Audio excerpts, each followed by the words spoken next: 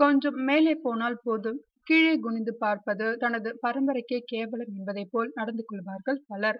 அதிலும் சினிமாக்காரர்கள் என்றால் கேட்கவே வேண்டாம். நன்றி என்ற சொல்லுக்கு விதவிதமாக அகராதி போடுவார்கள். இப்படி புள்ளி வைக்காமலே கோலம் போடும் புண்ணியவான்கள் வாழ்கிற ஏரியாவில்தான் ரஞ்சித்தின் பழசு மறவா கொள்கையும் பலரையும் நெஞ்சுருக வைத்திருக்கிறது. ரஜினியை வாழ்நாளில் ஒரு முறையாவது நேரில் பார்த்துவிட மாட்டோமா என்று கனவிலும் நினைவிலும் தவித்து வந்தவர்களே அவர் படத்திலே பங்கு பெற வைப்பது எவ்வளவு பெரிய வரம். அதற்கு அவர்கள் கொடுத்து வைத்திருந்தது என்ன தெரியுமா? அதை தெரிந்து கொள்ள ஒரு மின்னல் வேக பிளாஷ்பேக் அவசியம். இன்றைய தினத்தில் ரஜினி படத்தில் பணியாற்றும் டெக்னீஷியன்கள் அத்தனை பேரும் இந்தியா முழுக்க அறிந்தவர்களாகவும் சம்பளத்தை கோடிகளில் வாங்குபவர்களாகவும் இருக்கிறார்கள்.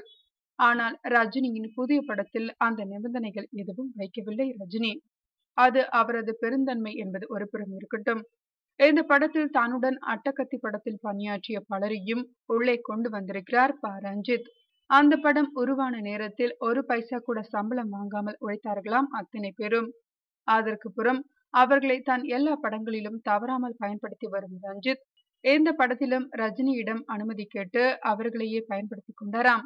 அது மட்டுமல்ல, அதில் சிலரை ரஜினியை சந்திக்க நேரிலும் அழைத்து போயிருக்கிறாராம் இயக்குனர் ரஞ்சித்.